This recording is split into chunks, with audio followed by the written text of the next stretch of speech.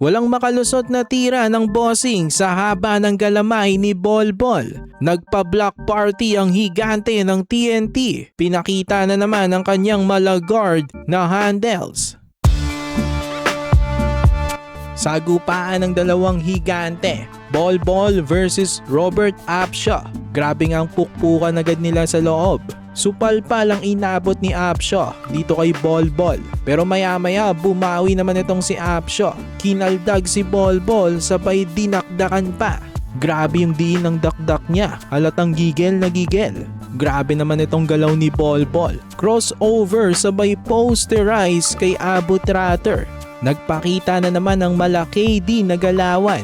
Ito naman alley-oop play na sana para kay Bolbol. Yun nga lang nabitawan ni Bol ang bola. Sayang, highlight play na naman sana ito para sa kanya. Natapos ang first quarter lamang ang TNT ng tatlo, 24-21.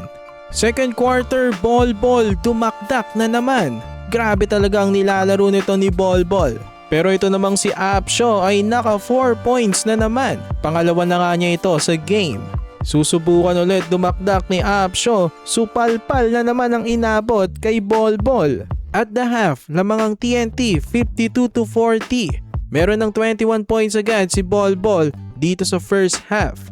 Third quarter, naka 4 na naman itong si Robert Upshaw. Grabe, pangatlo niya na ito mga kabakets. Pero sumagot naman agad ng back-to-back baskets itong si Bolbol. Patuloy niyang kinakana ang loob ng bossing. Tapos ang tindi naman ng ginawa niyang galaw dito. Pinakita na naman ang kanyang malagard na handles. Smooth na smooth ang kanyang spin move. Nagpa-block party na dito sa third quarter. Lamang pa rin ang tropang 5G ng 12 points, 77-65 at the end of the third quarter. Fourth quarter, patuloy pa rin ang pananalanta nito ni Bolbol. Mapaloob, mapalabas, wala talagang makapigil dito kay Bolbol. Parang ginagawa na nga lang bata nito ni Bolbol, itong Blackwater bossing. Nagtala ng kanyang career high dito sa PBA dahil nga dyan, panalo na naman ng TNT, tropang 5G.